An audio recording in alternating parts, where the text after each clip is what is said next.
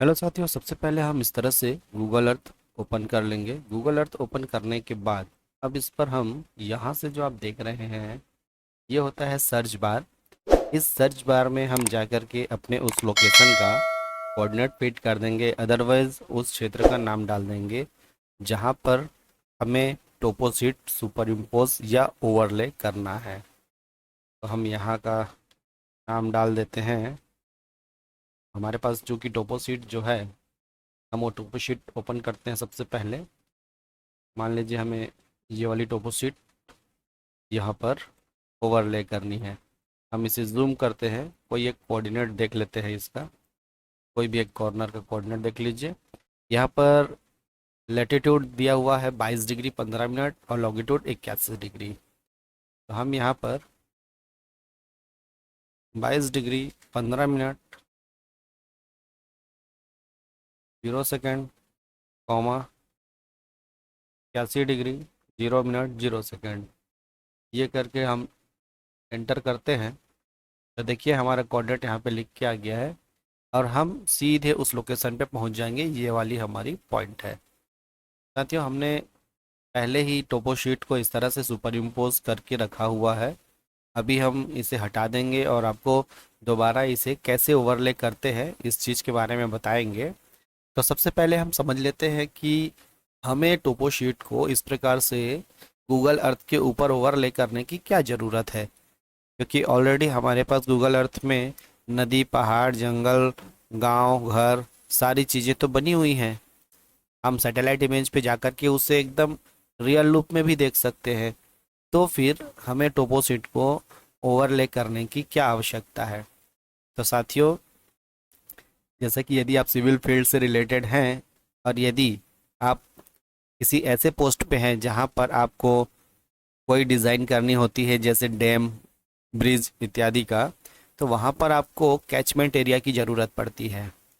Catchment area करना है या वाटरशेड एरिया को आपको बाउंड्री मार्क करनी है कि वाटरशेड एरिया में कौन सी हमारी रिज लाइन है, कितना कैचमेंट एरिया आएगा, क्या हमारा रन ऑफ होगा। तो इन सारी चीज़ों को कैलकुलेट करने के लिए जब आप गूगल अर्थ में देखते हैं तो आपको कहीं पर भी एलिवेशन नहीं दिखाता है, कुछ कंटूर नहीं दिखाता है। जैसे आप इसी जगह में हम आपको, जैसे मान लीजिए ये वाली जगह है, यहाँ आप देख सकते हैं बहुत सारे हमारे पास कंटूर लाइंस बने हुए हैं। ठीक है, अभी हम इस टोपो शीट को मान लीजिए मैं यहाँ से हाइड कर देता हूँ। ये देखिए, और ये ऊपर वाली जो टोपो शीट है, ये देखिए मैंने हाइड कर दिया।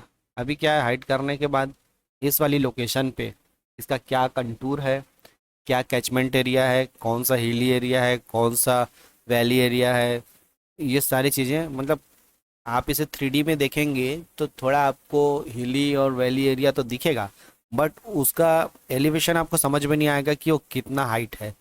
उसके लिए साथियों, जब हम यहाँ पे टोपो शीट इंसर्ट कर देते हैं, तो टोपो शीट को इंसर्ट करने के बाद हमें वहाँ का कंटूर मिल जाता है। इस प्रकार से कंटूर मिलने पर हम कंटूर से एलिवेशन निकाल सकते हैं, क्योंकि कंटूर में देखिए जैसे यहाँ पर 867 यहाँ का लेवल दिया हुआ है, यहाँ का 845 है, यहाँ का 803 है, यहाँ 837। मतलब क्या है, आप ये वाली जगह को देखें 803, ये सबसे डाउन एरिया है। उसके बाद ये 837 इस तरफ अप है, 845 इस तरफ अप है ना। तो यहाँ पर का ये जो आप पोर्शन देख रहे हैं, इस एरिया को हम कैचमेंट एरिया के रूप में यूज़ कर सकते हैं डैम बनाने के लिए।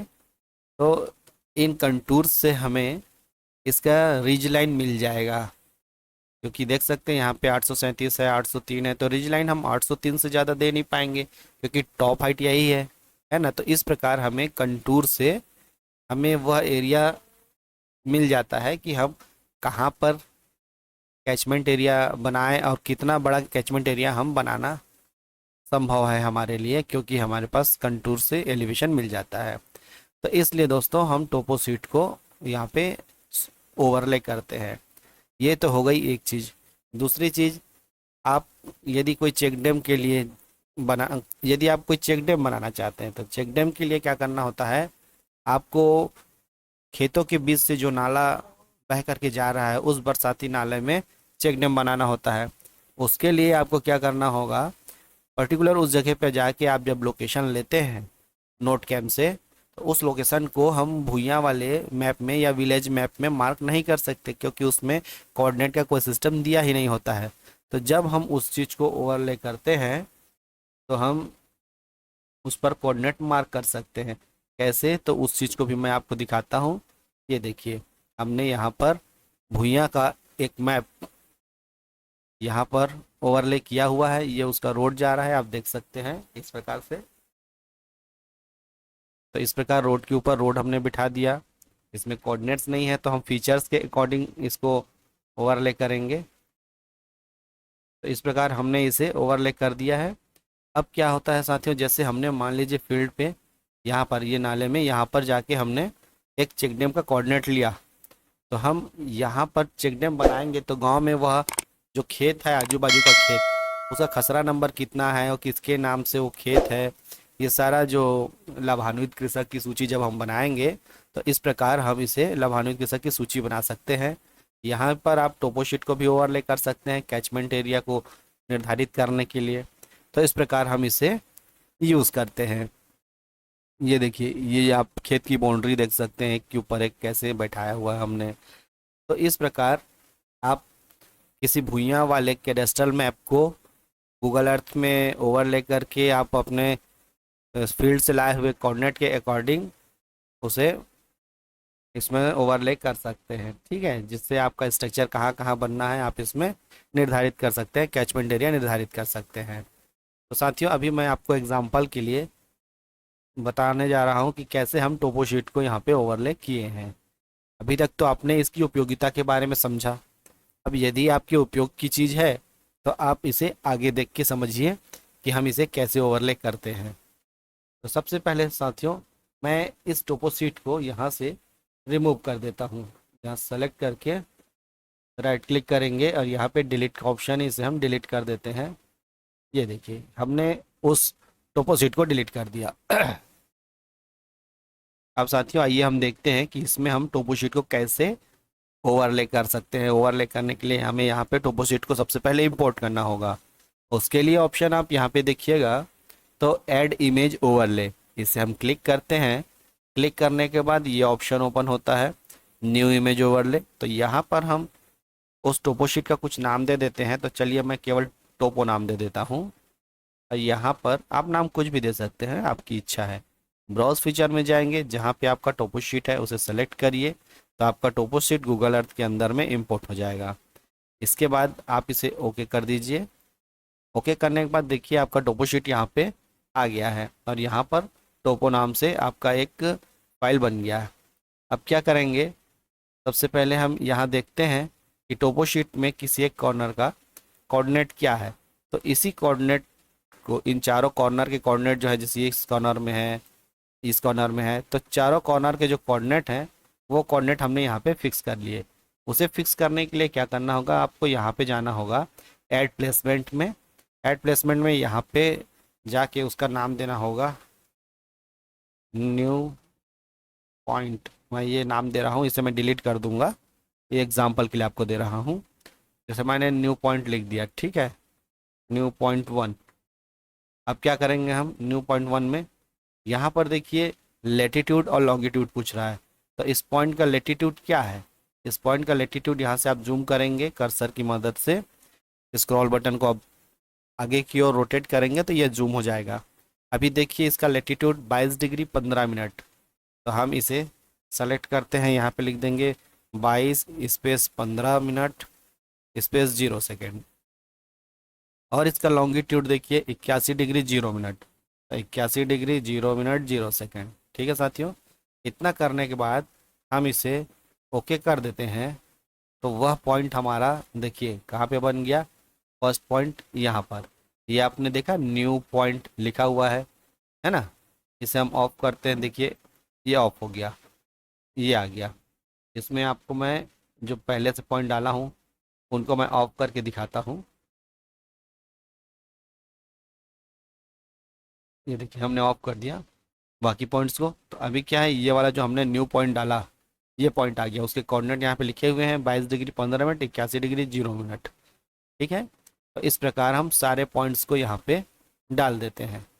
डालने के बाद क्या करना है साथियों,